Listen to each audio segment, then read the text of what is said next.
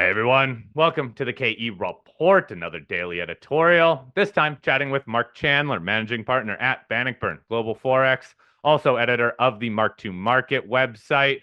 I'll link to that website in the show notes. It's where Mark breaks down on a daily basis key news, key data points, key market moves, especially in the currency markets that he is watching. It's worth your read every single day. Mark, today I really want to focus on inflation. I think we should recap some of the inflation data that we got this week out of the US, but I also eventually want to take a step back and kind of get your assessment of what the trends are for inflation. Because, look, now the last 2 months, inflation has started gradually ticking higher. It's not exploding higher, but at least right now, a short term trend change. Mark, take us through the data we saw this week on the inflation front, the key points that caught your eye, please. Sure, yeah, I think you hit it right. I think that for the second month in a row, headline US CPI rose. The month-over-month increase, 0.3, which is a bit quicker than it has been. So if you just annualize even the last 2 months, we're looking at 0.2% in October, 0.3% in November. So 0.5% in 2 months. It looks like pretty high inflation, but I think that we need to keep this in context.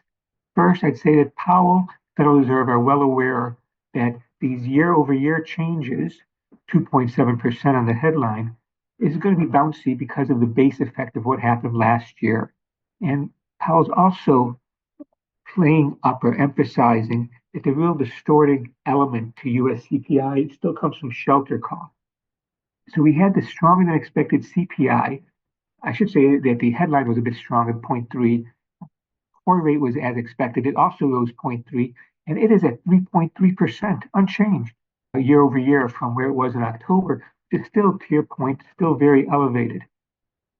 Following day, we got the PPI, the Producer Price Index, and there's some components of the Producer Price Index, especially in financial services, that get picked out of the PPI, picked up with some of the components of the CPI to forecast the PCE deflator. And as you know, that's really what the Fed targets. The key aspect of it is sort of known with the CPI and PPI numbers, so it's not going to be a surprise. But when we get that number, which is just after the Fed meets, a couple of days after the Fed meets next week, the headline rate is likely to tick up 2.9% on the core and 2.5% on the headline rate. So to your point, inflation does look like it's going the wrong way the last couple of months, whether it's the PC deflator, the CPI, the PPI. But the takeaway, I think, is that one, the Fed is well aware of sort of the bouncy nature of inflation as we approach really the target 2%. And it doesn't look like it has persuaded anybody that the Federal Reserve will not cut interest rates next week. That is to say, despite the stronger than expected, say, non-farm payroll growth, which is around this year's average, a little bit better, higher than expected CPI, record level stock market, more or less. The Atlanta Fed saying the economy is growing above 3%. The Federal Reserve is still going to cut rates 25 basis points. And I say going to because the market's got it at, say, a 90% chance of it happening. And the Federal Reserve typically doesn't go against the market when when the market feels so strongly about something. If it wants to change, if it wants to inject a change here and notify the market that the Fed might not cut rates, which is what they did in September. Remember what happened? The Federal Reserve was in a quiet period during when the CPI was reported. CPI came in on the low side in September, and there was a story that looked like it was a plan from a Fed official laying up the risk of a 50 basis point cut, which of course is what they delivered. So if the Federal Reserve wants to push against market expectations, it's got a small window to do so as the Federal Reserve meeting begins on Tuesday. So that means most likely that's going to cut rates 25 basis points on Wednesday. But I would be looking for what I call a hawkish cut. So they cut interest rates, but they will update their summary of economic projections, which is like their dot plot. And I think that a couple of things will be clear. They'll revise up growth. Partly Powell already told us that the economy is growing better than he had thought and better than Fed officials thought in September. They will also probably change the anticipated rate cuts. Back in September, The median dot was for 100 basis point cuts here in 2025. And I would expect the Fed to cut that in half, to only be anticipating for the median dot to be anticipating two cuts rather than four. And so in this combination of forecasts and word cues, I think people will see that this is a hawkish cut, which will allow the Federal Reserve to pause in January when they meet again. Yeah, Mark, it's going to be interesting to see what the tone is coming out of the press conference and out of the Fed meeting minutes, just because a lot of people out there are critical of the Fed's decision to cut again when it seems like the backdrop of economic data, whether it's GDP, jobs, or even the inflation, even with the uptick, that it doesn't really warrant needing necessarily another cut right now in December. But there's a lot of people in the market that have already priced it in. So to your point, maybe it just means less cuts in 2025, or maybe the desire to pause instead of do anything at the next meeting afterwards. So we'll keep following along. I do want to get your thoughts on how tariffs may play into this inflation picture, though. Obviously, Trump's not in office yet. He doesn't come in until the end of January. If some of these tariffs that are planned go into effect, some have said that they're going to be inflationary, yet others have come out and pointed to the first administration of Trump and said, hey, they weren't inflationary back in 2016. But aren't we in a different place as a economy now? Aren't we in a different place as a market now in 2024 than we were in 2016? Does anybody actually know what's going to happen with these tariffs?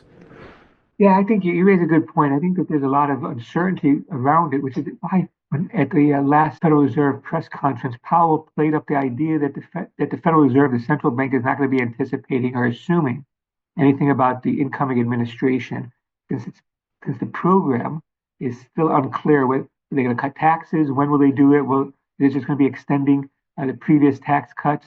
What do they do about the tariffs? There's a lot of unknowns, which is why the Fed's not responding so much. But I think we want to drill down and see, why could it be that Trump's tariffs in his first term weren't inflationary? And so I think that's not just that the economy was in a different place, but the tariffs, I want to say that they were smarter than they might have looked on the surface. And by smarter, I mean, the reason it was less inflationary could be, for example, that rather than put a tariff on consumer good imports, the tariffs are really on sort of intermediate goods. So you're taxing you're putting the tariff on a different place in the supply chain, which helps dull or blunt its impact on the consumer. Secondly, to the extent that you put a tariff on consumer goods, you want to make it so that there's plenty of alternatives. So if I want to put a tax on textiles coming from China or footwear, then I want to make sure that there's alternatives, whether it's Pakistan, Malaysia, or other countries, that that's really a substitution effect rather than a higher price effect from the tariffs. So there is a way around the tariffs. And the other reason that tariffs might not be as inflationary as some people have been arguing, and maybe it's to your point too, Shad, is that if the U.S. economy is slowing down and the tariff is a tax on Americans, whether they're businesses buying intermediate goods or consumers, then that would also weaken demand. And weaker demand, one would assume, would also help dampen price pressures. So I'm not convinced that inflation is going to take off next year. I do worry that the economy, we haven't had that landing yet to the economy. But I'm not convinced that this sort of conventional wisdom that began really before the election and continues, that the Trump is going to be a larger budget deficit, more tariffs, is going to drive up interest rates and send the dollar much higher. It's too nice of a picture. It's like everything works out in the U.S.'s favor, and I'm not so sure that's the case. I think already we're seeing some countries threatening to retaliate. Mexico for sure. Canada was a bit slow, but Canada is also threatening to retaliate, putting a tariff on some things, including uranium, which is a good example why if the U.S. puts a tariff on Canadian goods, Canada responds, puts a tariff on uranium. Consumers aren't going to really feel that. Yeah, it's crazy to already see some of these other governments almost getting ahead of these tariffs that might be coming in. Trump's talking tough and they're trying to talk tough on the back end. And it does seem like we're going to get in some sort of a tariff war, but how that filters through to inflation is still a question mark to me, at least. And it mostly is because it just seems like 99% of the people are on the side that says inflation has to go higher. But Mark, with this now 2 month slight uptick in inflation, clearly a bit of a change in trend. When, in your eyes, does inflation get concerning again for the consumer, for even more importantly, the investor? Yeah, so a couple of things I'd be watching. One is if people are concerned about inflation, we should expect a steepening of the yield curve. The U.S. yield curve, was inverted until the end of the summer. So we are now at about 15 basis point differential. That is to say, the U.S. 10-year yield is about 15 basis points above the 2-year yield, positively sloped. The peak was in late September, around 22 basis points. So we've been trading roughly flat to about 20, call it 22 basis points. We're at the upper end of that now, but that still is very flat. Historically speaking, if you're really concerned about inflation, put this in perspective. After 2020, people were worried, of course, the post-COVID environment, the kind of inflation. And at that time, the 10-year yield was 150 basis points on top of the 2-year. We went all the way back to 100 basis points inverted summer of 23. And so we're coming out of that. The yield curve is steepening. But so far, I'd say that this isn't the kind of steepening that's reached a level I'd say markets really worrisome about inflation. The other thing is to look at some of the components. One of the reasons why U.S. inflation has been soft has not really come so much from services, as you know, but really coming from core goods, core meaning excluding food and energy. But we're seeing core good prices beginning to rise, and this is the concern that's a part of the inflation basket, the CPI basket that had been in deflationary mode, which offsets some of the inflation in other sectors, might not be giving us that deflationary thrust anymore. Core good prices rose 0.3% in November. That's more than they rose in October and September combined. So I'd be watching the components. We know that housing prices are sticky. Powell acknowledges that. And that's why he talks about super core, which is the super core services. So core services excluding food and energy, but also excluding shelter. And that's still rising at a little bit more than 4.2% annualized rate, a year-over-year rate. So it still is proving sticky, but I think the Fed is looking beyond that, knowing some of the methodological problems with measuring housing costs. Well, Mark, it's interesting to look at what's happening with the interest rate picture. And some people are wondering, in advance of the Fed starting their cutting cycle, interest rates did start doing some of the central bank's work for them and had dropped quite a bit. But now that the Fed has actually embarked on the rate cutting the last couple of meetings and likely in December, we're not really seeing that big of an effect on something like the 10-year. And like to your point, it's really not steepened to that point. There's not even that big of a differential between the 10 and the 2 right now. So what do you think the trend is going to be in interest rates? And what if we keep getting rate cuts and we don't really see a big response in interest rates? And then how does that obviously tie into the US dollar? Yeah, so here's really what happens, right? We've had a couple of big moves in the yields this year. And so we begin, just to recap, right? Beginning of the year, we begin there near 380. We rally through April. We actually get to the high for the year, 473 back in April. And then we get this idea that the economy is slowing, inflation's falling. So from April, we fall for 5 months. We go back down to 360. That's the low of the year. 360 in the middle of September. And now we've worked our way back up. So we're finishing the week near 440, which is really the highest we've been this month. But in November, right after the election, we hit almost 450. So I do think interest rates are headed back up a little bit more than we're seeing right now. And I'd say that this past week, the 10-year yield's gone up about 10 basis points. And I would see that, I try to decouple out of that 20 basis point increase, how much of it is inflation expectations? So I looked at the 10-year break even, and I'd estimate that about half of the gain in the nominal yield is because of inflation expectations. The rest is for something else. We could speculate on what that other is. Maybe it's stronger, maybe it's more supply, maybe it's heightened risk, heightened political risk. Could be different things, but we know that inflation looks like it accounts for about half of it. So my guess is we're headed back up in the 10-year to around 450.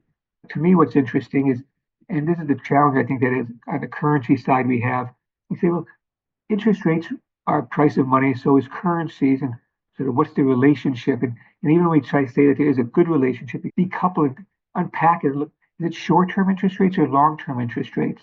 And I think in most currency pairs, I tend to focus much more on the short end, 2-year interest rate differential. And there's a case where, think about what's happened this past week. The Swiss cut interest rates by 50 basis points.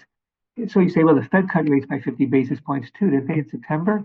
But the Swiss rate was at 100 basis points. They cut it in half. They're at 50 basis points. The Bank of Canada cut rates by 50 basis points. The ECB cut rates by 25 basis points and said that there's like scope for more cuts next year. So that what's happening, I think, is that other countries, so it's not just that short-term U.S. interest rates are still relatively high, but other countries are cutting and being very aggressive about it. So you've got wide interest rate differential, which how I would understand that, would translate it, is that the interest rate differential is if you assume that a person is neutral, they're sort of unbiased, they don't care whether they have Canadian dollars or US dollars in their account. But you tell them that the US pays about 120 basis points more than Canada, the most since 1997. The people have a preference for being long US dollars then. Mm-hmm. And so the market is still paying one because of the interest rate differential, paying people to be long US dollars. And that I don't think is going to change anytime soon. But what happens, I think, is that if the U.S. deficit grows, there's political problems in the U.S., for example. Who knows what's going to happen after January 20th. But what could happen is the market would just demand greater premium for holding on to dollars, that the risks increase. And so right now, though, I'd say that the wind is at the dollar bulls back. We probably haven't seen the high for the dollar yet, this move, but I'm not so sure that, say, like looking at the dollar index, that to me, the cyclical extreme in the dollar index, so trying to think about the big picture cycle in the dollar, and I sort of would put the dollar cyclical high being behind us. And that is back in September of 2022. That was when the trust crisis was taking place in the UK. The euro made a low near 95 cents. The dollar index got up to about 114.80. And that's 5 or 6% from where we're trading now. Today, we're just a little bit above 107 as we're talking. So I'm not sure that we have to go back up there. That I think what's happening so far, I'd still say we make a new high. Maybe it's closer to 110 before the dollar falls out of favor again. The economy weakens. We get more Fed cuts, and Europe looks a little bit better, and Japan sounds a little bit better too. That's my ideal scenario. This is a lot to take in for investors too, Mark. A lot of data and a lot of kind of conflicting data when you look at what the markets are doing, currencies, interest rates, bond market. But I do completely subscribe to your comment on those interest rate differentials where you are getting paid more to be in US dollars and to be in US bonds. But when we look at the markets, what in your eyes is actually driving moves in the broad averages, in individual sectors, even in commodities, again, taking into account this higher inflation, but rate cuts coming, but then also politics playing into it. What in your eyes has been the key drivers behind market moves? And it's hard to say there's one driver, but I'd say there's a couple of things that seem to me to be pretty important. One, of course, is this divergence between the U.S. economic performance and the rest of the world. And I'm not just talking about the interest rate differential, though that sort of captures it, but think about what the U.S. reported this week, productivity. And you look at some of these charts since the great financial crisis, and you just see that U.S. productivity has just like grown so much better than other high income countries. That gives the US a big competitive advantage. The other sort of big force, I think, is think about this geopolitics. I mean, it's not just that the incumbents in major economies lost ground in the elections, but look what's happened, right? You've got the French government's collapsed. I believe Macron's appointing a new prime minister as early as today. The German government's going to have a vote of confidence next week that they're going to lose, setting up for an election, say middle of Q1 next year. You see, South Korea had a one-day martial law. It sent the markets crazy and still very volatile. Romania has an election, and because of some Russian involvement on TikTok, the Romanian Supreme Court threw out the election. You think about like how Russia and Ukraine expanding the war in Europe, trying to like position themselves to be in a better position, perhaps to negotiate. China is taking some unprecedented action around Taiwan. I know we all are familiar with how China's been harassing Taiwan, but it looks like they're escalating that. So the world seems to be very volatile and frankly a mess right now. In that kind of environment, what happens? I think that the U.S. is favored. It's not just Americans now buying treasuries, which are the biggest holders. Foreigners have begun buying treasuries again as well. So, so for me, then the factors that are really driving things is one is just the outperformance of the U.S. economy. Second is geopolitical uncertainty and the fluidity. And thirdly, I think that there's something else too going on where think about these risk assets like crypto, Bitcoin getting to over $100,000, and uh, I just see a speculation of the equity markets as well. I wonder if this is still telling us that during COVID, uh, a lot of fiscal and monetary stimulus provided. And I'm not sure that all that money is out of the system yet. Even though central banks, they're done raising rates, most of them are beginning to cut rates, leaving aside countries like Brazil and Japan. So I kind of think that there still is. I know some of us talk about too much debt, but the problem with thinking of it just as too much debt is that Treasury, for example, the Treasury bond. So when the U.S. government borrows money, they issue us a bond. So they're in debt by that, say, call it $100 bond. I bought that $100 bond, and that bond sits on my balance sheet as an asset. So that the idea of too much debt is the same thing, I think, instead of the looking through the telescope or the binoculars a different way, but it still is one of surplus capital. And this is why, for me, one of the big stories that's going to be emerging is a return to the great moderation before the great financial crisis, and especially before COVID. The idea of low interest rates, slow growth, low inflation, where the business cycle is longer and flatter than it was, say, in the 90s or the 80s or the 70s for that matter. And so I think that's to me, that's why it was so important about Switzerland dropping their target rate to 50 basis points and saying that if necessary, they'll go back to negative rates. And here we are in Japan, where how far have they been able to raise interest rates? 25 basis points is the target right now. And most people expect it to stay below 1%. We don't really know where the neutral rate of interest rates are. I think that Powell has a good way of saying that we only know it by its effects. But it looks to me like Europe can go below 2% yields next year. The Federal Reserve could go below 4%. Probably, I think before the cycle's over, it'll be below 3%. We've already seen some big moves from Canada, Sweden, and the Reserve Bank of New Zealand. So I think that's what, for me, in the big picture is going to be, because we haven't really absorbed a lot of the excesses yet, the big picture probably is going to be a return to what we call the great moderation, slow growth, low inflation, low interest rates, and a very long but flat business cycle.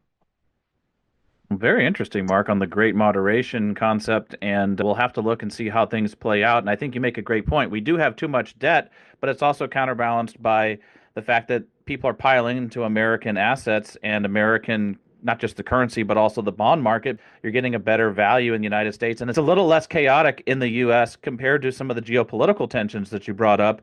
So I guess we'll have to keep following along with the balance between too much debt, but possibly also too much speculation, to your point about the cryptos and the general markets and the melt up we've seen even all year long, but even since the election. So a lot of counter covalent forces at work. When you look towards the end of this year and kind of peering into the beginning of next year, is there any economic data that you think could change things up? Is there any economic data on your radar that you think could change the narrative for people looking ahead to how things will be in Q1? I think that, sometimes I think that the markets move to hurt most of the people most of the time. And so what would really hurt investors right now? We're in some way, to your point, Chad, a lot of people are on a boat and they're all on one side of the boat.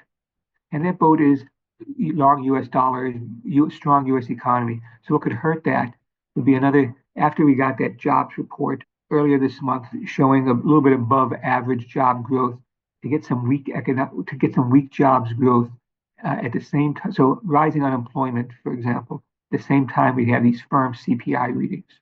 I think that I'm not really trying to play up a stagflation scenario as much as suggesting that the market is vulnerable because it's had these sustained trends, and based on the same kind of scenario, a very optimistic scenario, what happens. So anything that is a blow to that optimistic scenario, I think we could see some increased volatility. And I think that in some ways, to your point, that President-elect Trump's not in office yet. He's already trying to make the headlines, already has made comments that have roiled the markets.